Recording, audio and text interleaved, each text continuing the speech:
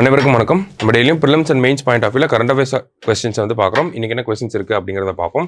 So first question பார்த்தீங்க அப்படின்னா நமக்கு which country will host the finals of world boxing championship in 2025 அப்படின்னு கேட்டிருக்காங்க.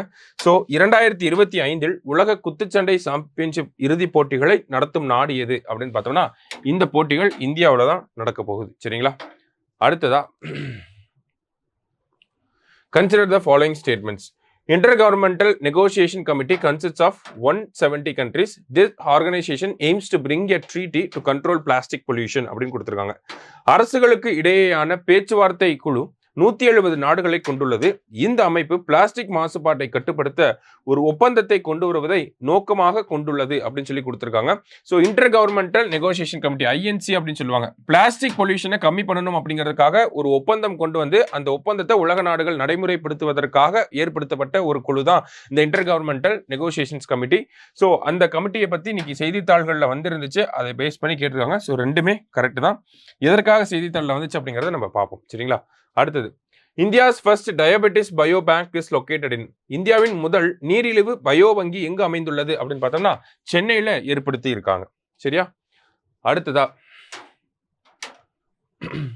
The 129th Amendment Bill to Indian Constitution deals with அப்படின்னு கேட்டிருக்காங்க. இந்திய அரசியலமைப்பு சட்டத்தின் 129வது திருத்தச் சட்டம் எதனுடன் தொடர்புடையது அப்படின்னு கேட்டிருக்காங்க.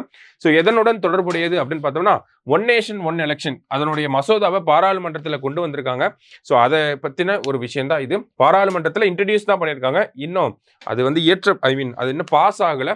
பார்ப்போம் என்ன சொல்கிறாங்க அப்படிங்கிறத. கடைசியாக பார்த்தோம்னா global plastic treaty negotiations held in. Global plastic ஒப்பந்தம் தொடர்பான பேச்சுவார்த்தை எங்கு நடைபெற்றது அப்படின்னு கேட்டிருக்காங்க. ஸோ பிளாஸ்டிக் ட்ரீட்டி நெகோசியேஷன்ஸை கண்டக்ட் பண்ணுறது யார் அப்படின்னா இன்டர் கவர்மெண்டல் நெகோசியேஷன் கமிட்டி. ஓகேங்களா? ஸோ இந்த மீட்டிங் அப்படிங்கிறது 5வது வருஷமா நடக்குது. 5வது வருஷமா எங்கே நடந்துச்சு அப்படின்னா சவுத் கொரியாவில் நடந்துச்சு. சவுத் கொரியாவில் இருக்கக்கூடிய பூசான் அப்படிங்கிற சிட்டியில தான் நடந்துச்சு. ஸோ இந்த அமைப்பு தான் நம்ம செகண்ட் கொஸ்டின்ல பார்த்தோம் இல்லையா, பிளாஸ்டிக் பொல்யூஷனை கண்ட்ரோல் பண்ணுறதுக்கு ஒரு ட்ரீட்டி கொண்டு வந்து அந்த ட்ரீட்டியை உலக நாடுகள் என்ஃபோர்ஸ் பண்ண வைக்கிறதுக்காக ஏற்படுத்தப்பட்ட ஒரு குழு இந்த இன்டர் கவர்மெண்டல் நெகோசியேஷன்ஸ் கமிட்டி. அவங்களோட மீட்டிங் பூசான் இன் சவுத் கொரியாவில் நடந்துச்சு. சரியா? இன்னைக்கு 5 கொஸ்டின்ஸ் பார்த்துருக்கோம். தேங்க்யூ.